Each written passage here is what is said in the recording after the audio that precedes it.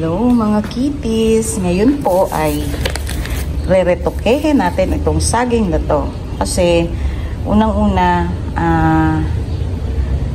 ayaw nila yung ganitong pagkaluto.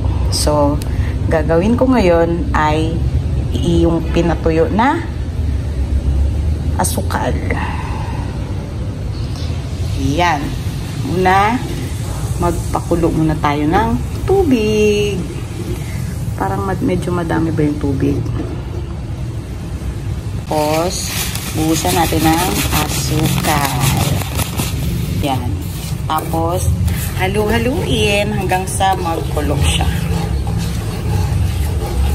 Ipa-caramelize natin siya.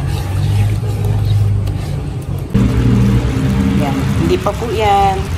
Masintayin po natin na medyo mas malapot po siya. At yung maamoy mo na yung sugar.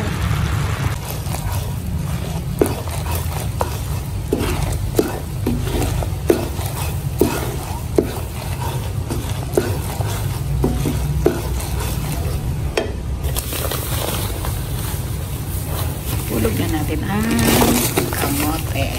Dahil ang kamay ko ay dalawa lang at walang maghawak ng ating camera. Kaya, ayan, nahalo-halo ko na po siya. Kaya, ayan, tuyo na asukal. Reposado na siya. Ayan. Tapos na. Serve na natin sa nag-aantay magkain.